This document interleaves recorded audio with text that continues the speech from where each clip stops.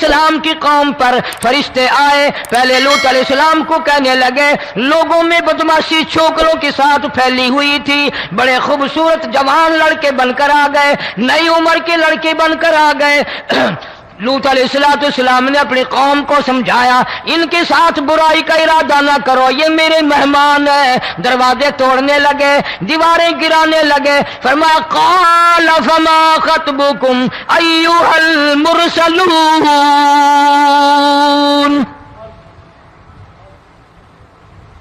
لوط علیہ السلام نے خوشامد بھی کی، اور ظالموں باز آ جاؤ، میرے مہمانوں کی بے عزتی نہ کرو، میرے مہمانوں کی توہین نہ کرو۔ فرمایا قال یا قوم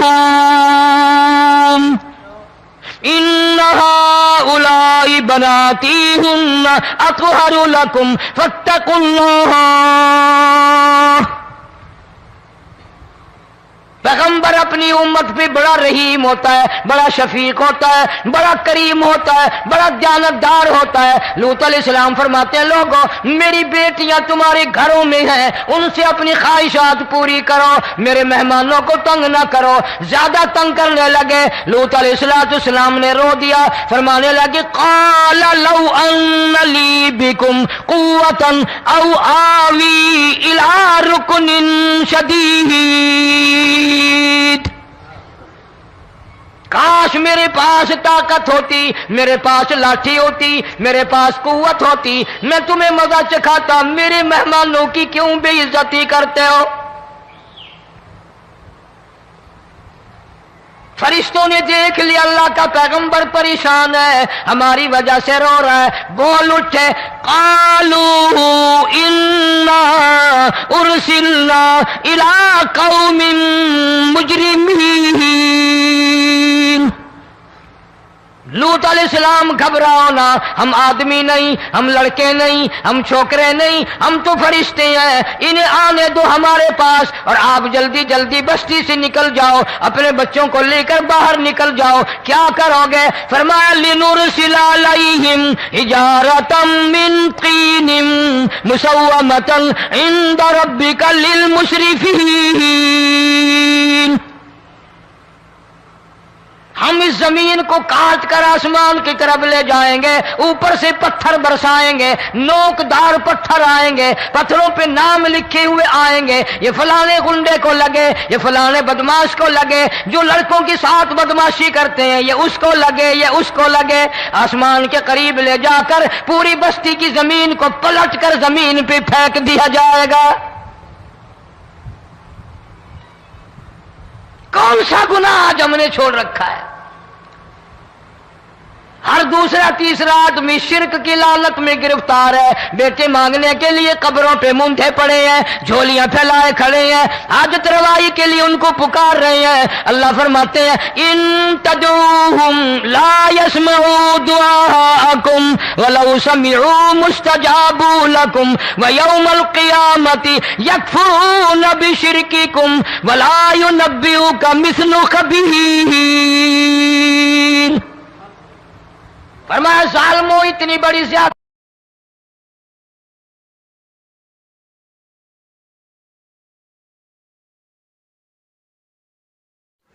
السلام علیکم پیارے ناظرین، ہم قاری حنیف ملتانی صاحب کے ایک نئے بیان کے ساتھ اگین اس چینل پر حاضر ہیں۔ آج کے اس بیان کا موضوع ہے فلم موویز دیکھنے والے نوجوان۔ بہت ہی پیارا اصلاحی بیان ہے، آپ سے گزارش ہے ضرور قاری صاحب کے اس بیان کو آخر تک سنتے رہیے، جزاک اللہ۔ چلیے آج کا یہ بیان شروع کرتے ہیں۔ او جبریل، تو سارے ملائکہ کا سردار ہے، مگر تجھے کیا پتا ہے یہ میرے بندے میرے اتنے بڑے غلام ہیں، اتنے پابند ہیں میرے حکم کے کہ میں نے منع کر دیا کہ روزہ رکھ کر اپنی بیوی کی طرف خواہش کی نظر نہ ڈالنا۔ کہتا سامنے بیٹھی رہی، اس نے نظر اٹھا کے نہیں دیکھا۔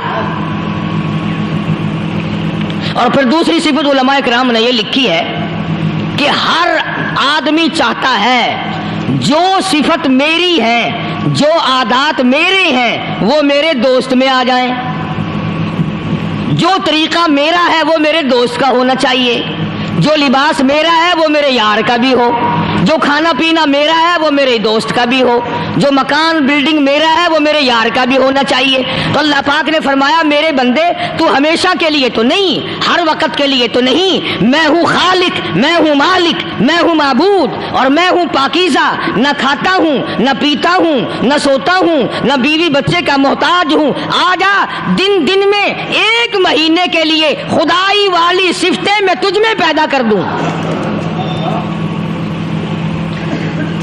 صفت رحمان کی اور آ جائے بندے میں۔ اور اس کے بعد قرآن کریم کی یہ آیتیں جو میں نے تلاوت کی، ان کا مضمون بڑا اہم ہے، اور وہ اس اعتبار سے کہ سونے کا کمانا بڑا مشکل، جواہرات کا حاصل کرنا بڑا مشکل، انمول ہیرے حاصل کرنا بڑا مشکل، اور جب مل جائیں تو ان کا سنبھالنا اس سے زیادہ مشکل۔ دولت مند سرمایہ دارہ لوگوں سے پوچھو کہ دولت مند لوگوں کو نیند نہیں آتی، ہر وقت اس فکر میں ہیں یہ کارخانہ خراب نہ ہو جائے، یہ کاروبار یوں نہ ہو جائے، یہ یوں نہ ہو جائے، بہرحال اس کو فکر لگا رہتا ہے۔ یعنی پہلے تو کمانا مشکل، اور کمانے کے بعد سنبھالنا اس سے زیادہ مشکل۔ دولت حاصل کرنا پہلے تو مشکل، کما کر اس کا سنبھالنا بڑا مشکل۔ اگر دولت کمائی اور جوئے میں جتا دی تو کیا خاک کمانا ہوا؟ سونا کمایا اور یوں ہی پھینک دیا تو کیا فائدہ سونا کمانے کا؟ اس لیے اللہ تبارک و تعالیٰ فرماتے ہیں کہ میرے بندو، جو تم نے رمضان میں توبہ کی، جو استغفار کی، جو قرآن مجید کی تلاوت کی، جو درود پاک پڑھا، جو اللہ اللہ کی، جو تراویاں پڑھی، ان نیکیوں کو اب عید کی نماز کے بعد نماز چھوڑ کر، بدماشی کر کے، حرام خوری کر کے ضائع نہ کرنا۔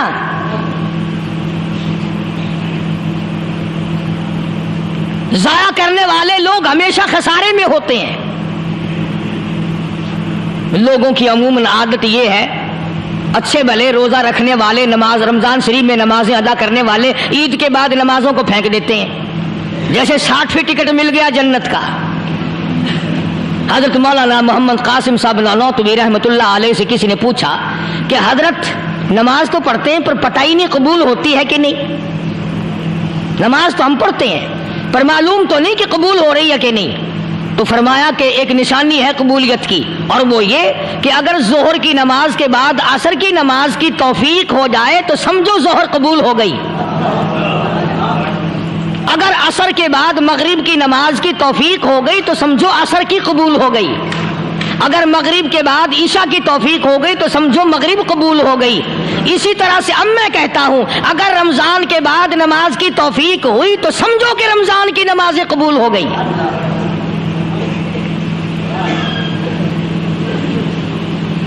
اسی لیے خداوند عالم نے فرمایا کہ نیکیوں کو اپنے آخری دم تک سنبھال کے رکھو۔ حبطت اعمالہم، حبطت اعمالہم، قرآن کریم میں کئی جگہ یہ ہے کہ اپنے اعمال کو برباد نہ کرو۔ فرمایا اولئک الذین کفروا بآیات ربہم، اولئک الذین کفروا بآیات ربہم ولقائہ فحبطت اعمالہم فلا نقیم لہم یوم القیامۃ وزنا۔ فرمایا او لوگو اب کفر کر کر کے اب اپنی نیکیوں کو برباد نہ کرو، اب شرک کر کر کے اپنی نیکیوں کو ضائع نہ کرو، اب نمازیں ترک کر کر کے اپنی نیکیوں کو آگ نہ لگاؤ، اب گناہ کما کما کر کے اپنے دین کو نہ مٹاؤ۔ ذالک جزاؤہم جہنم بما کفروا واتخذوا آیاتی ورسلی ہزوا۔ یہی ہے وہ لوگ جنہوں نے میرے دین کا تماشا بنا رکھا ہے۔ دیندار تو اسے کہتے ہیں آخری وقت تک اپنے دین کے ساتھ چمٹا رہے، آخری وقت تک اپنے ایمان پہ مضبوط رہے، آخری وقت تک رب ذوالجلال کی قسم ادھر دم نکل رہا ہو ادھر تلاوت ہو رہی ہو۔ کتنا خوش نصیب ہے وہ آدمی ادھر دم نکلے ادھر کلمہ زبان پہ آ جائے. کتنا خوش نصیب ہے وہ آدمی آخری نماز بھی ادھر جماعت سے ادا کی ادھر بلاوا آ گیا. فرمایا من عمل صالحا من ذکر او انثى وهو مؤمن فلنحيينه حیاتا طیبہ. مرد کی نیکی عورت کی نیکی میں تو سنبھالے رکھتا ہوں, میں تو ان کو دنیائی میں بھی نیکیوں کا مزہ چکھاتا ہوں, ان کو حلاوت دیتا ہوں, ایمان کی مٹھاس منہ میں آتی ہے, اللہ اللہ کرنے کی لذت آ جاتی ہے, عجب قسم کا انداز بن جاتا ہے, تلاوت کرتے کرتے جنت کے میووں کا مزہ دنیا میں آتا ہے. فرمایا واقیموا الصلاۃ وآتوا الزکاۃ وارکعوا مع الراکعین. نماز ادا کرنے والوں, زکوٰۃ ادا کرنے والوں, رکوع کرو, رکوع کرنے والوں کے ساتھ. اتامرون الناس بالبر, لوگوں کو نیکیوں کا حکم کرتے ہو, لوگوں کو نیکیاں بتاتے ہو, لوگوں کو اچھے اعمال کی طرف بلاتے ہو. وَتَنْسَوْنَ أَنفُسَكُمْ, حالانکہ اپنے آپ کو بھلا بیٹھے ہو. وَأَنْتُمْ تَتْلُونَ الْكِتَابَ, حالانکہ تم میرے قرآن کی تلاوت کرتے ہو. تمہیں شرم آنی چاہیے مسلمان ہو کر. اور جن لوگوں نے رمضان مبارک کا اکرام نہیں کیا, احترام نہیں کیا, رمضان میں زنا جیسا برا فعل کرتے رہے, رمضان میں بھی جوا کھیلتے رہے, رمضان مبارک میں بھی شراب پیتے رہے, رمضان مبارک میں بھی فلم دیکھتے رہے. کئی لوگ آتے ہیں اور جی گزران بڑی تنگ ہے, حالانکہ ہمیں پتہ ہوتا ہے تقریباً جتنا بھی یہ غریب طبقہ کہلاتا ہے نا, ریڑیوں والا, ٹانگے والے, رکشوں والے, کھونچوں والے, پکوڑوں والے, گنڈیریاں بیچنے والے, یہ چلتا پھرتا سودا کرنے والے, سب سے زیادہ بے نماز اور بے روزگار یہ رہتے ہیں. حالانکہ اللہ نے روٹی کا وعدہ کیا, فلم کا وعدہ تو خدا کا نہیں ہے نا, میں تجھے ہر روز فلم بھی دکھایا کروں گا. اللہ پاک نے وعدہ روٹی کا کیا, چرس کا نہیں کیا, فیم کا نہیں کیا, بھنگ کا نہیں کیا. سگریٹ کا وعدہ خدا نے نہیں کیا میں تجھے سگریٹ بھی پلایا کروں گا. پھر منہ بنا کر کے بیٹھ جاتے ہو جی خرچے پورے نہیں ہو رہے. اور کیسے خرچہ پورا ہو؟ اللہ پاک روزی دیتا ہے, تو ہوا میں اڑاتا ہے, بدماشیوں میں اڑاتا ہے, لوفری میں پیسے کو اڑاتا ہے.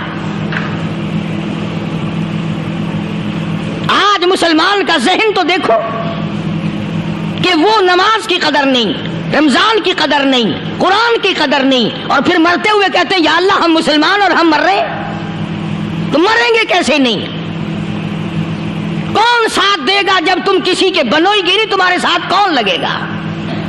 بھئی کسی کا کنٹیکٹ امریکہ سے ہے, کسی کا تعلق امریکہ سے, کسی کا تعلق روس سے, کسی کا چائنا سے, کسی کا فرانس سے, مسلمان کا خدا سے. جب مسلمان کا تعلق خدا سے ہٹ گیا, اب چاہے یہ اسرائیلی مارے, یہودی مارے, امریکی مارے, روسی مارے, کوئی بھی مارے, وہ تو مارے گا.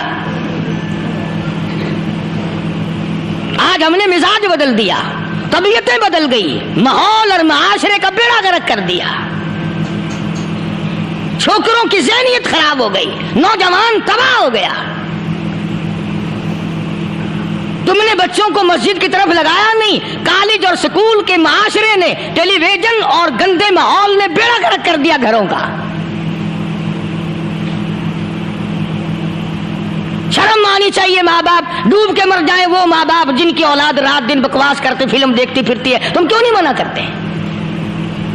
پہلے چشم پوشی سے کام لیتے ہیں, کوئی گل نہیں جی منڈا ٹھنڈا ہے, جدو منڈا پہ سوٹا سر تے ماردا پھر روندے, پھر بھی آخیا کرو نا کوئی گل نہیں, ایک سوٹا ماں دے سر وچ مار گیا منڈا ٹھنڈا ہے. چھوٹے چھوٹے بچوں کو مسجد کی طرف نہیں لگاتے. چلو نماز جنازہ بچے سیکھ جائیں گے, چلو قرآن کریم پڑھ جائیں گے, چلو پانچوں کلمے یاد کر جائیں گے, چلو نماز صحیح سیکھ جائیں گے. بچوں کو دین کی طرف لگانے کا ماحول نہیں رہا. بنیاد غلط ہوگی تو عمارت ساری غلط جائے گی.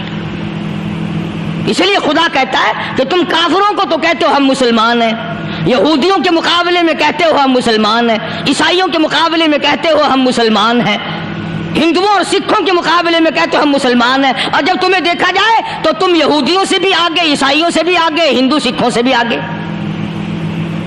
چلو میری بات نہیں مانتے اقبال کی تو مانو۔ ڈاکٹر اقبال کہتا ہے یوں تو سید بھی ہو مرزا بھی ہو افغان ہو تم، یوں تو سید بھی ہو مرزا بھی ہو افغان ہو تم، مالک مصر ہو حاکم ایران ہو تم، اور پھر اتنا تو بتاؤ کیا مسلمان بھی ہو تم؟ یہ تو پہلے بتاؤ کہ تم مسلمان بھی ہو کہ نہیں۔ مسلمان یوں ہوا کرتے، آنکھ مسلمان والی نہیں، زبان مسلمان والی نہیں، ہاتھ مسلمان والا نہیں، دل مسلمان والا نہیں، نیت مسلمان والی نہیں، یہ مسلمان نہیں ہے۔ صحابہ اکرام رضوان اللہ تعالیٰ علیہ مجمعین، اللہ تعالیٰ کی کروڑ رحمتیں نازل ہو حضرات صحابہ اکرام کی قبروں پہ۔ دربار رسالت ہے، سب کہہ دو صلی اللہ علیہ وسلم۔ سبحان اللہ، کتنے خوش نصیب تھے وہ لوگ جو محمد کریم صلی اللہ علیہ وسلم کی مجلس میں بیٹھا کرتے تھے۔ کانوں میں آواز آتی تھی مصطفیٰ کریم کی، دیدار ہوتا تھا امام الانبیاء کا۔ کتنے خوش نصیب تھے یہ لوگ۔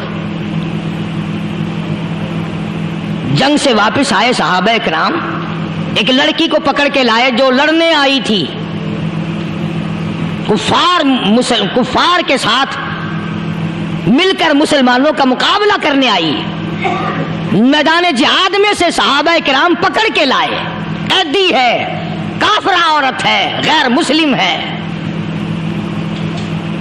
شہنشاہ کائنات حضرت محمد الرسول اللہ صلی اللہ تعالی علیہ وسلم کے دربار میں لا کے بٹھا دیا۔ ننگے سر ہے، ننگے منہ ہے، ننگے ہاتھ پیر ہیں۔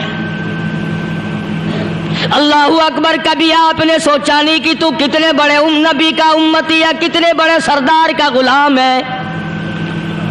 رحمت والی چادر اتار کر فرمائی او بلال یہ میری چادر لے لے، اس لڑکی کے سر پہ ڈال دے، پردہ کرا دے۔ عرض کیا گیا کسی کافر کی لڑکی ہے، یہودی کی لڑکی ہے، عیسائی کی لڑکی ہے، غیر مسلم کی لڑکی ہے، میدان جہاد سے گرفتار کر کے لائی گئی، قیدی لڑکی ہے، لڑنے آئی تھی، مارنے آئی تھی، اسلام کی دشمن ہے، دین کی دشمن ہے، قرآن کی دشمن ہے، مذہب کی دشمن ہے، خدا اور اس کے رسول کی دشمن ہے۔ اللہ تعالیٰ کے نبی حضرت محمد کریم صلی اللہ علیہ وسلم نے فرمایا او لوگو ٹھیک ہے، لڑکی کافر کی ہے، کفر کی حالت میں پلی ہے، کفر پھیلانے آئی ہے، کفر کو بچانے آئی ہے، اسلام کا مقابلہ کرنے آئی ہے، اسلام کو مٹانے کے لیے آئی ہے، پر اے میرے دیوانوں یہ تو بتاؤ اپنے باپ کافر کے دربار میں بھی ننگے سر بیٹھے اور میں کالی کملی والے کے دربار میں بھی ننگی بیٹھے۔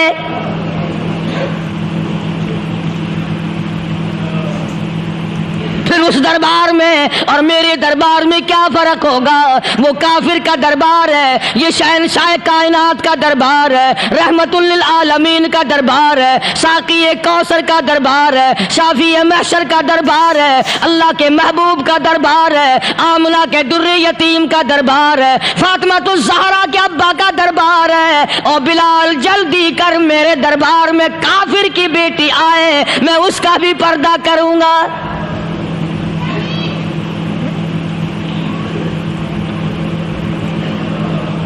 حضرت بلال رضی اللہ تعالی عنہ نے ذرا ایک اور لطیف سی بات ہے، تھوڑی سی باریک سی، اگر آپ سوچیں، لڑکی ہے تو کافرہ، لڑکی ہے تو بے دین، ہے تو اسلام کے دشمن۔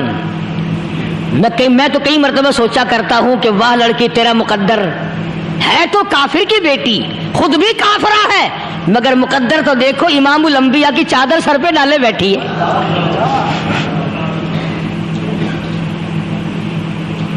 کہاں سوچیں یہ چیزیں، ہمارے دماغ یہاں تک کہاں رسائی کرے؟ میرا تو دل چاہتا اگر میں ہوتا اس کافر بیٹی کے ہی پاؤں دھو کر پی لیتا۔ تو ایڈی مقدروں والی، تو اینی خوش نصیب، ابھی ابھی قیدی بن کر آئی، ابھی ابھی ہاتھوں میں ہتکڑی تھی اور ابھی ابھی سر پہ رحمت دو عالم کی رحمت والی چادر ہے۔ اور پھر آپ نے پوچھا اب تو کیا چاہتی ہے، کیا چاہتی ہے؟ اللہ اکبر، کہنے لگی میرے گھر پہنچا دو، میں اپنے گھر جانا چاہتی ہوں۔ دو نوجوان صحابہ کو بلایا، فرمایا کہ انسانی رشتے کا تقاضا ہے، لڑکی نے ہم سے پناہ مانگی اور اپنے گھر جانا چاہتی ہے، ہم نے اس کو معاف کر دیا، جاؤ گھر چھوڑاؤ۔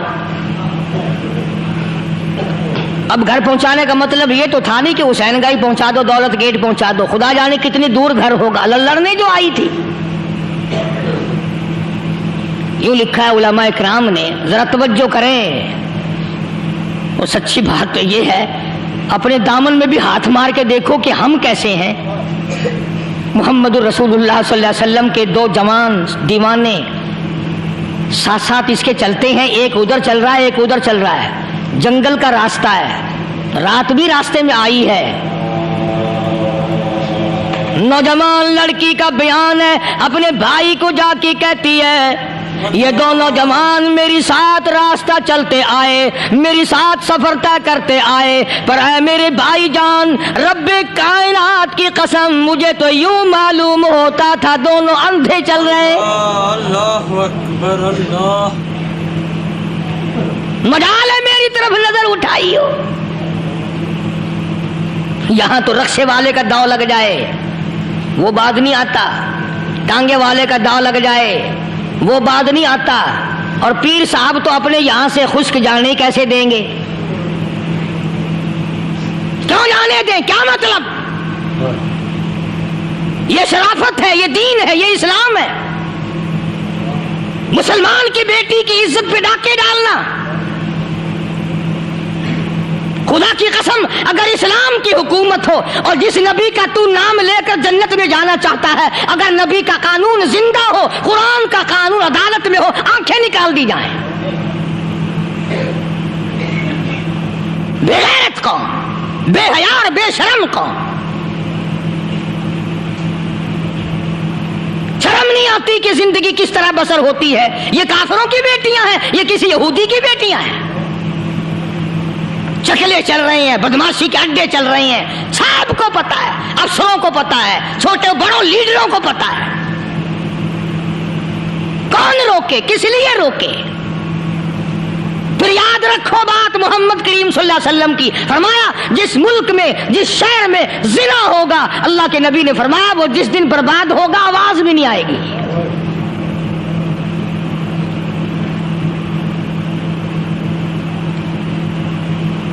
مسلمانوں کے یہاں سے ہو کر دربار نبوت سے چل کر رحمت دو عالم صلی اللہ تعالی علیہ وسلم کی چادر اوڑھ کر لڑکی اپنے گھر پہنچی۔ بھائی نے پوچھا بتا مسلمانوں نے تیری ساتھ کیا برتاؤ کیا؟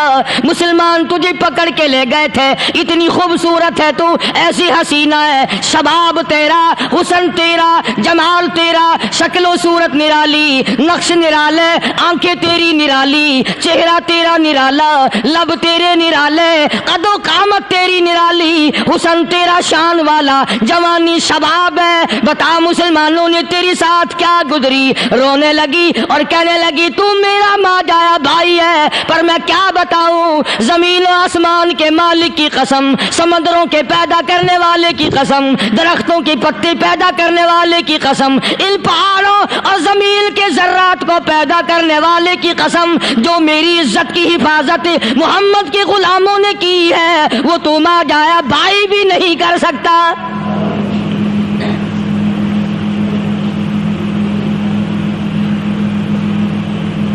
صداقت صداقت ہوتی ہے، حقیقت حقیقت ہوتی ہے، چھپتی تو نہیں۔ کاغذ کے پھولوں سے خوشبو کیسے آئے گی؟ پلاسٹک کے پھول گلاب کے بنا کر سرانے میں لگانے تو آسان ہے، مگر گلاب کی خوشبو نہیں تم لا سکتے۔ ارے وہ بھائی بھی تھا تو کافر، پھر بھی مقدروں والا نکلا۔ انہوں نے تو کفر چھوڑ دیا، اور ہم سے ریت نہیں چھوٹتی، رسمیں نہیں چھوٹتی، ہم سے شرک نہیں چھوٹتا، ہم سے بدعات نہیں چھوٹتی۔ بھائی کہتا ہے بہن کو، توجہ کرو، کبھی دنیا میں انصاف کی بات کرنے والے لوگ بھی زندہ تھے، کفر اسلام ایک اور چیز ہے، انصاف کی بات تو کہا کرتے تھے۔ بھائی کہنے لگا بہن سے کہ میری بہن، چادر تیرے سر پہ نبی کی، کالی کملی والے کی چادر تیرے سر پہ ہے، یہ اس کے دیوانے تجھے ساتھ لے کے آئے ہیں اور انہوں نے تیری عزت اور آبرو کی حفاظت کی ہے، تو یہ بتا کلمے سے خالی آئی؟ ایسے دربار سے خالی آ گئی؟ خزانہ لوٹ رہا ہے وہاں تو خالی تو نہیں آ گئی؟ بہن کہنے لگی کہ ہاں خالی آئی ہوں، مطلب یہ کہ میں نے کلمہ نہیں پڑھا، ایمان قبول نہیں کیا، دین قبول نہیں کیا، اسلام اور اس کا مذہب میں نے قبول نہیں کیا۔ بھائی کہنے لگا تف ہے تجھ پر، تجھے ایسے دربار سے خالی اٹھتے شرم نہ آئی؟ اور دربار رسالت اور خالی آ گئی؟ کیا بات کہی ہے عورت نے، سبحان اللہ، اللہ اکبر۔ کہنے لگی 2 وجہ سے میں نے کلمہ نہیں پڑھا، دل میرا چاہ رہا تھا، اندر میرا کہتا تھا کہ جب میرے سر پہ یہ چادر آئی میرا تو دل چاہتا تھا کہ لپٹ جاؤں قدموں سے آقا کے۔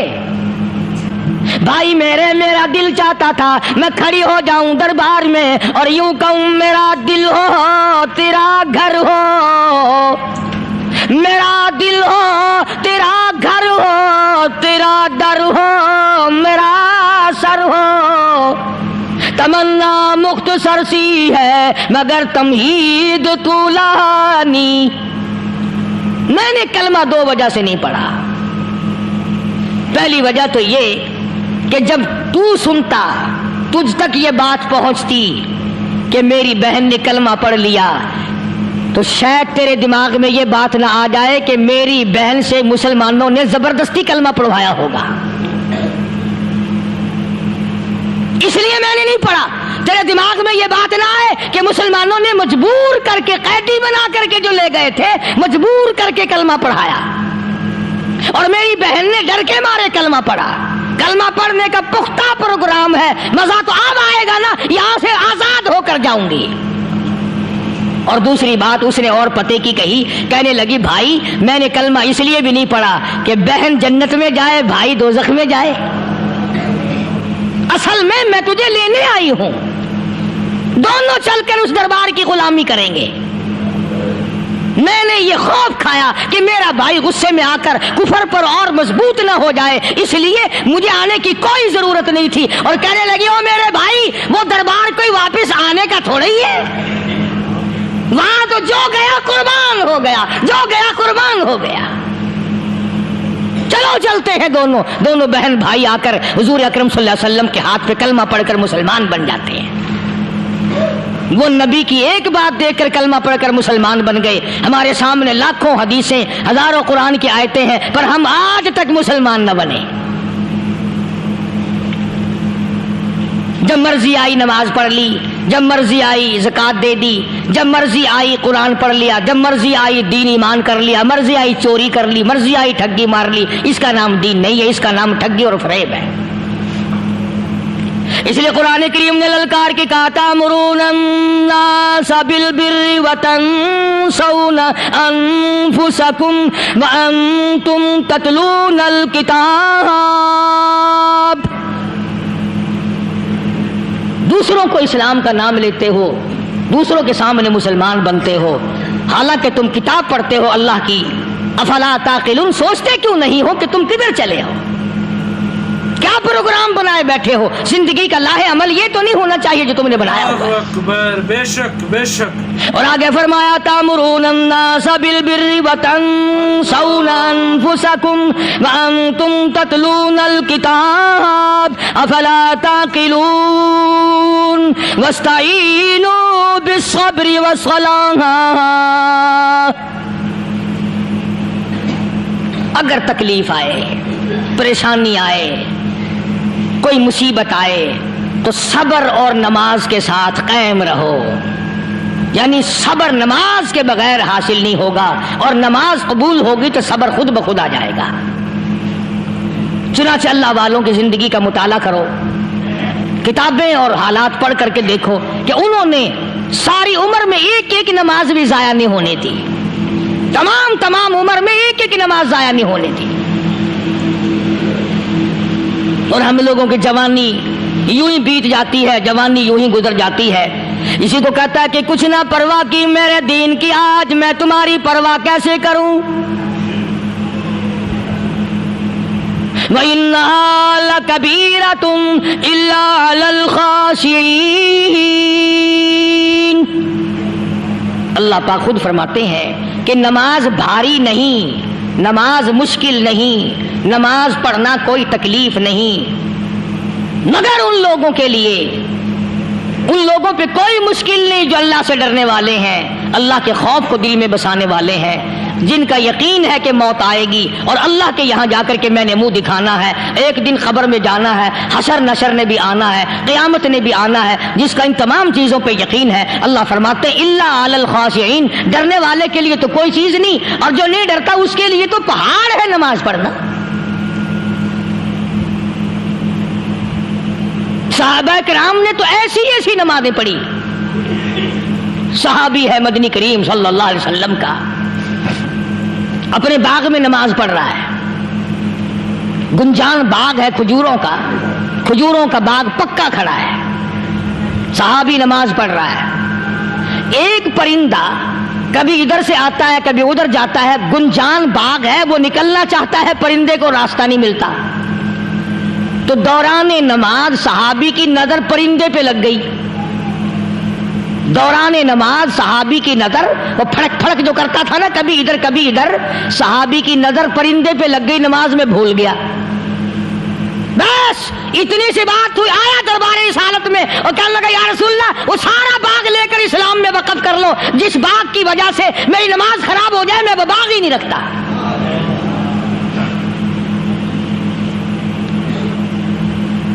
ہمارے یہاں بھی کوئی عظمت ہے نماز کی, کون پرواہ کرے. ان لوگوں کے یہاں تمام کا تمام نظام دین کا اپنا بنایا ہوا نہیں, جو دربار رسالت صلی اللہ علیہ وسلم سے نظام ملا نماز کا, انہوں نے صحیح معنوں میں وہ قائم کیا.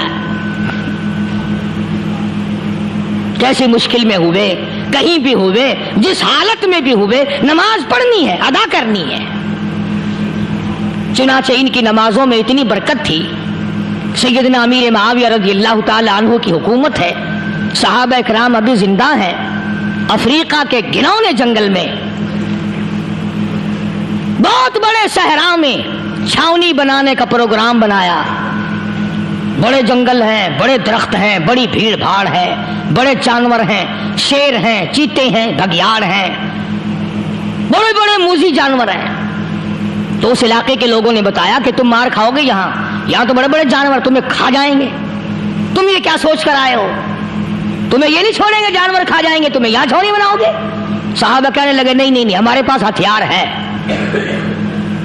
کمانڈر کہنے لگا, ایک صحابی تھا حضور اکرم صلی اللہ علیہ وسلم کے زمانے کا دیدار کرنے والا, بڑا دیوانہ پروانہ.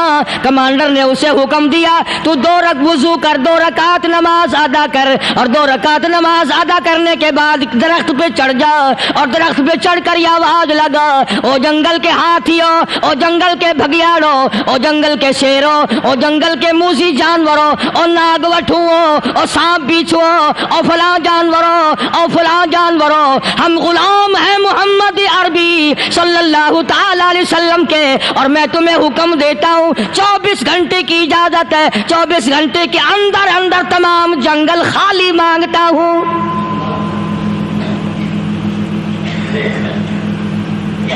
ماشاء اللہ نافذ کر دیا حضور کے غلام نے, ہاتھیوں پہ, جانوروں پہ, چیتوں پہ, بھگیاڑوں پہ, شیروں پہ. اور اعلان کا رخ دیکھیں آپ, کہا کہ 24 گھنٹے کے بعد جو ملے گا اسے قتل کر دیا جائے گا. اب اگر ہم میں سے وہاں کوئی ہوتا, کہتے ہو بڑے پاگل ہیں بھائی, کس سے باتیں کر رہے ہیں, ہاتھیوں سے باتیں ہو رہی ہیں, چیتے اور شیروں سے باتیں ہو رہی ہیں, بھگیاڑوں سے گپیں ہو رہی ہیں, لے جاؤ پاگل خانے میں. مگر یہ بات نہیں, صحابہ جانتے تھے شیر بھی اس کی مخلوق ہے, چیتا بھی اس کی مخلوق ہے, بگیاڑ بھی اس کی مخلوق ہے, ہاتھی بھی اس کی مخلوق ہے, اور ہم اس کے دیوانے ہیں, ہم اس کے بندے ہیں. جب اس کا ہی حکم نافذ کرنے کے لیے ہم نکلے ہیں, اب ہمارے سامنے کوئی چیز ٹھہر نہیں سکتی.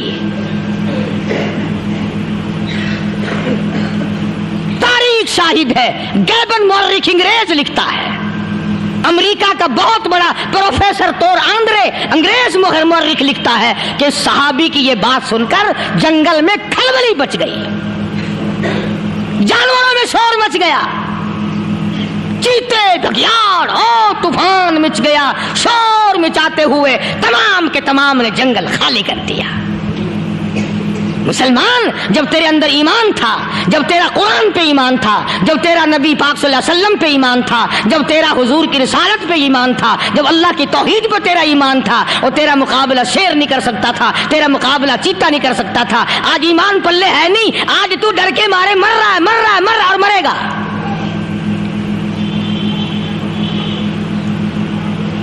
ایک صحابی جنگل میں راستہ بھول گیا اور بھول کر اور زیادہ صحرا میں جنگل میں نکل گیا۔ دیکھتا کیا، صحابی سامنے سے شیر آیا، صحابی نے تو شیر کو دیکھ لیا اور شیر نے صحابی کو دیکھ لیا۔ اب شیر حملہ کرنے کا ارادہ کر رہا ہے، سامنے ہے۔ اللہ اکبر، اللہ اکبر۔ صحابی نے للکار کر آواز دی، اور جنگل کے شیر، او جنگل کے شیر، کیا تو ان آنکھوں کو چیرنے کا ارادہ کرتا ہے جو آنکھیں محمد کریم صلی اللہ علیہ وسلم کے چہرے انور کا دیدار کر چکی ہے؟ سبحان اللہ۔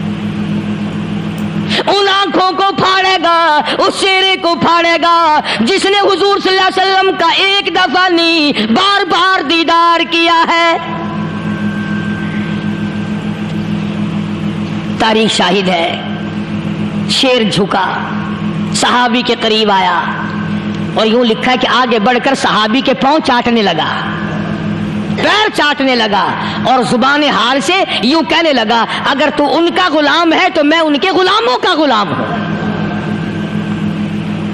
یہ جو تمہیں کہتے پھرتے ہیں نا، غلام ہے رسول کے غلام ہے، غلام ہے رسول کے غلام ہے، شکل پہ دیکھنا 12 بجے ہوئے ملیں گے، بالکل جھوٹ۔ شکل نہیں غلاموں والی، اخلاق نہیں غلاموں والا، اعمال نہیں غلاموں والے، عقائد نہیں غلاموں والے، سیرت نہیں غلاموں والی، لباس نہیں غلاموں، اور غلام کائے کا؟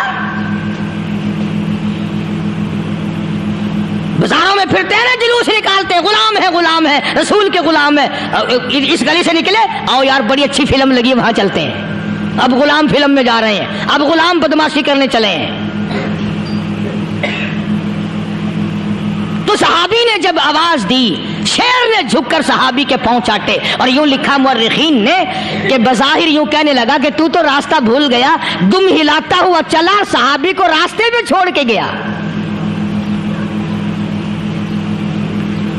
اور مورخین نے یہاں تک لکھا ہے کہ جب صحابی سے شیر واپس ہونے لگا تو بڑبڑا رہا تھا، گویا صحابی کو اپنی طرف متوجہ کرتا تھا، اور اس کے بعد خوشامدانہ عاجزانہ پہلو سے یہ کہتا تھا کہ او جانے والے، جس کا تو دیدار کرے گا اس کو میرا بھی سلام کہنا، ان کی خدمت میں میرا بھی سلام عرض کرنا۔ کوئی ایک واقعہ نہیں ہے، مدینہ منورہ سے شام کے راستے میں شیر آ کر کے بیٹھ گیا، لوگوں کا راستہ بند ہو گیا، کوئی آدمی مدینہ پاک میں واپس، اللہ ہر مسلمان کو مدینہ پاک کی زیارت نصیب فرمائے۔ ہاں مدینہ بڑی شے ہے، ہاں مدینہ نہ دیکھا تو کچھ بھی نہ دیکھا، ہاں الہی دکھلا دے مدینہ کیسی بستی ہے، جہاں پر رات دن مولا تیری رحمت برستی ہے۔ وہ شہر نرالا، وہ گلیاں نرالی، وہ شاہراہیں نرالی، وہ گنبد خضرا نرالا، خدا کی قسم وہاں جو آسمان سے نور برستا ہے وہ بھی نرالا ہی ہے۔ کسی نے آ کر مدینے میں کہا کہ راستے میں شیر بیٹھا ہے، لوگوں کا راستہ روک رکھا ہے۔ عبداللہ بن عمر رضی اللہ تعالی عنہ، صوفی صحابی، کوئی ایڈا بہادرانہ کام کرنے والا بھی نہیں، لاٹھی نہیں مانگتا، تلوار نہیں اٹھاتا، نیزہ نہیں اٹھاتا، تیر نہیں لیتا، گولی کا سامان نہیں، تیر و تلوار کا سامان نہیں، کوئی چیز نہیں، بے دھڑک بے جھجک جا کر شیر کا کان پکڑ کے مروڑ